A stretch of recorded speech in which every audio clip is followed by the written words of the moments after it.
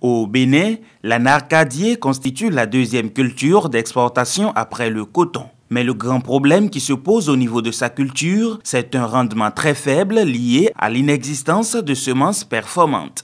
Une solution scientifique s'impose et le désormais docteur en génétique et amélioration des plantes de l'université d'Abomey-Calavi, Ndolose Kwame, a consacré ses travaux de thèse à cette problématique. Il n'y a pas de matériel amélioré pour l'anacadier comme les autres cultures. Donc, celui qui veut, un producteur qui veut installer une plantation, il contacte son voisin, il trouve des noix, n'importe quel noix à côté, il prend et il installe. Le résultat, c'est à peine 15 à 20% au maximum des arbres qu'il installe qui produisent bien.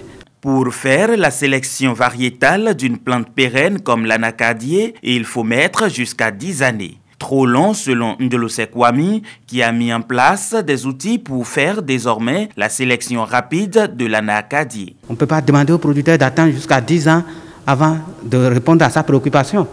Donc, le travail que nous avons fait nous permet maintenant, à partir des années à venir, au lieu d'attendre jusqu'à 10 ans, 3-5 ans maximum, on peut proposer une solution applicable aux producteurs.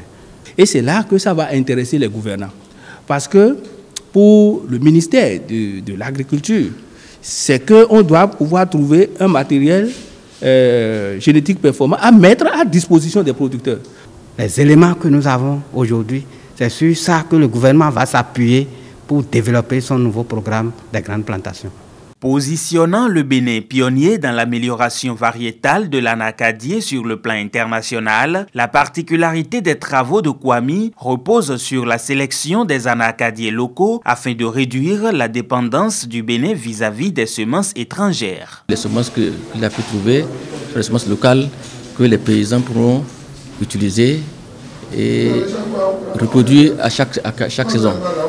Donc c'est un sujet de recherche et développement vraiment très intéressant et les résultats sont vraiment applicables dans l'immédiat. Tout ceci va permettre d'obtenir du matériel végétal performant pour augmenter la productivité de l'anacadier. Parce que plus on va exporter, plus donc on va impacter positivement l'économie. Défendu le mercredi 12 octobre 2022 à l'UAC et sanctionné d'une mention très honorable, les travaux de Dr Kwame Ndolose ont été conduits au laboratoire des ressources génétiques et d'amélioration moléculaire des espèces Larigam de la FAST, dirigé par le professeur Hubert Adoukonou Sagbadja.